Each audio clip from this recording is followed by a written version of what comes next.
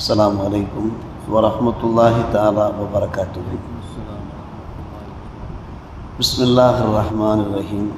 أحكام المستحاضة هي كالطاهرات في حكم تلاوة القرآن ودخول المسجد وصوم الفرض والنفل وغشيان زوجها إلى آخرها. இன்றைய ஃபிக்ஹ் பாடத்தில் உதுர் உள்ளவர்கள், தங்கடம் உள்ளவர்கள், அவர்களுக்கான சட்டங்கள் விவரிக்கப்படுகின்றன. மார்க்கத்தில் இயலாதவர்களுக்கு, முடியாதவர்களுக்கு சில சட்ட சலுகைகள் இருக்கின்றன. அந்த வகையில் நம்மிலே பலருக்கு சில சங்கடங்கள், தங்கடங்கள் இருக்கலாம். பெண்களை எடுத்துக்கொண்டால் அவர்களிடத்தில் இஸ்திஹாலா என்று ஒன்று இருக்கிறது.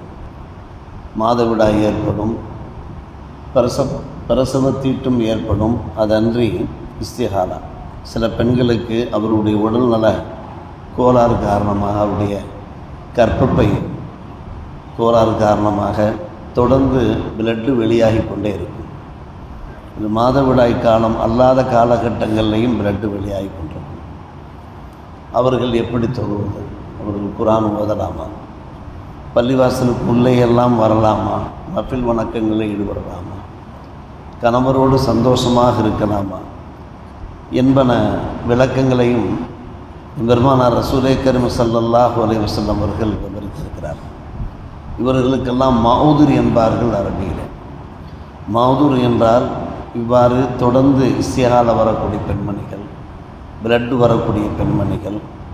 அதே போன்று சிலருக்கு இடையிடையே சில்லி மூக்கு உடைந்தவாறு இருக்கும், மூக்கிலிருந்து இரத்தம் வந்தவாறு இருக்கும், திடீரென்று வரும். அதே போன்று சில பேர் காயப்பட்டவர்கள் இருப்பார்கள், அந்த காயத்திலிருந்து பிளட்டு வெளியாகி கொண்டே இருக்கும்.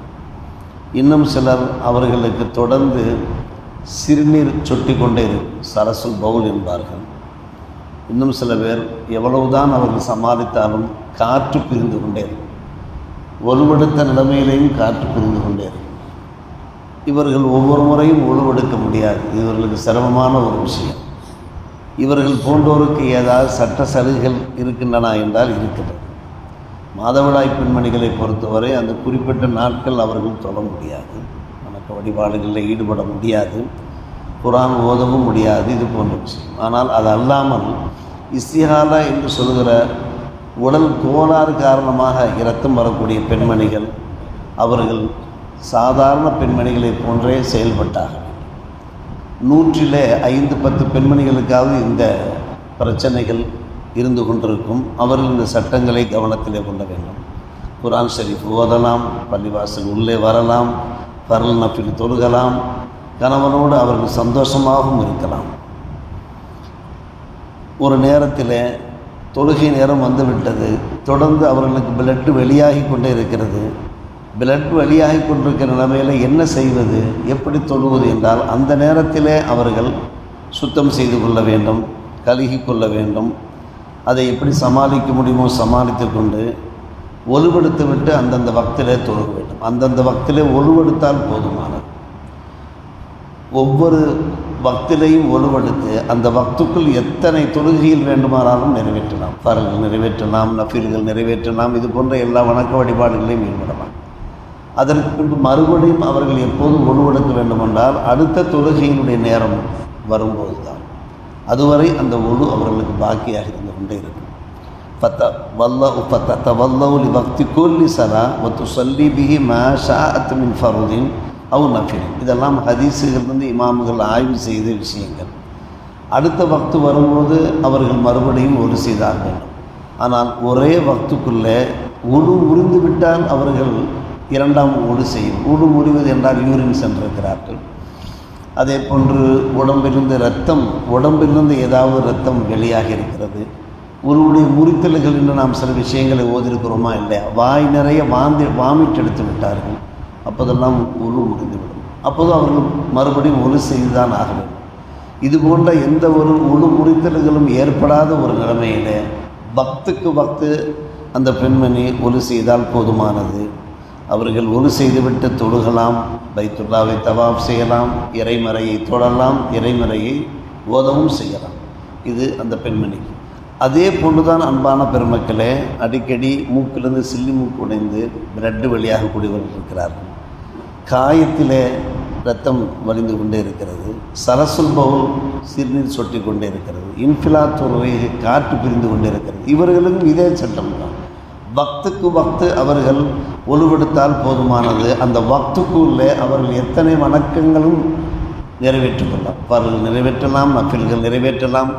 அருமை சகோதரர், நமக்கு இந்த பிரச்சனைகள் இல்லாமல் இருக்கலாம். ஆனால் இந்த பிரச்சனைகள் யாருக்கு இருக்கிறதோ அவர்கள் இது சம்பந்தப்பட்ட ஐயங்களை நம்மிடத்தில் வெளியிடுகிற போது மார்க்க சட்டம் என்ன என்பதை அவர்களுக்கு நாம் விலைக்கு சொல்ல வாய்ப்பு இருக்கிறது. அல்லாஹ் நம்மை பாதுகாக்க வேண்டும். இது போன்ற உதிர்கள் நோய் நொடிகள் அல்லாஹ் நம்மை பாதுகாக்க வேண்டும், அனைவரையும் பாதுகாக்க வேண்டும். நாம் அல்லாஹ்விடத்திலே துவா செய்வோம். எனவே அந்த வக்து முடிகிற வரை அந்த உது இருந்து கொண்டிருக்கும். உழு முறியாத பட்சத்தில், உழு முறிந்துவிட்டால் மறுபடியும் அவர்கள் ஒரு செய்தாக வேண்டும். அதை அடுத்த கொஸ்டின்லே கேட்கிறார். லவ் அரல நாக்குல்ஃபி அஸ்னாயில் கைருள் நாக்குலது உபுத்துலே பிகி அல் என் தக்கில் உதூஹுபி. ஆம், இடையிலே ஒருவருக்கு சில்லிமூக்கு அடிக்கடி உடைகின்ற நேரத்தில் அவர் ஒழுவெடுத்திருக்கிறார், அவருக்கு ஒழு முறிகிறது, அவர் ரெஸ்ட் ரூம் சென்றிருக்கிறார். அதன் அடிப்படையில் ஒழு முறிந்தால் மறுபடியும் என்ன செய்தாக வேண்டும்? அவர் ஒழுவெடுத்தாக. இந்த அளவுக்கு அருமை சகோதரர்களை பெரியவர்களே, நம்முடைய இஸ்லாமிய ஷரியத்தில் நமக்கு சட்ட சலுகைகள் மொத்தத்தில் இந்த சட்டத்தின் ஒரு நோக்கம் என்ன, இதனுடைய சாராம்சம் என்ன, இதனுடைய தத்துவம் என்ன என்றால், ஒரு மனிதன் தொழாமல் இருக்கக்கூடாது. தொழக்கூடாத சந்தர்ப்பங்கள் தவிர. தொழக்கூடாத சந்தர்ப்பங்கள் என்ன? பெண்மணிக்கு இருக்கிறதல்லவா, ஹாயிலாக இருக்கிறார், மாதவிடாய் பெண்மணி, நுஃபஸாவாக இருக்கிறார், பிரசவத்திட்டு வரக்கூடிய அந்த சந்தர்ப்பத்தில் தொழ முடியாது. கலா செய்ய வேண்டிய அவசியமும் இல்லை. மாதவிடாய் காலகட்டத்தில் தொழாத பெண்மணிகள் மறுபடியும் அந்த தொழுகையை கலா செய்ய வேண்டிய அவசியம் இல்லை. ஒரு 5 நாட்களோ 7 நாட்களோ அதிகபட்சம் 10 நாட்கள் மாதவிடாய் வர வாய்ப்பிருக்கிறது. இது போன்ற பல சட்டங்களை நாம் தெரிந்து கொள்வோம். யாருக்காவது இந்த சங்கடங்கள் இருக்குமானால் அவர்களுக்கும் இதை தெரிவிப்போம். வல்ல அல்லாஹ் இறுதி மூச்சு வரை வணக்கசாலிகளாக தொழுகையாளிகளாக நம்மை வாழச் செய்வானாக. அல்லாஹ் அருள்வானாக. வாஹிதாவான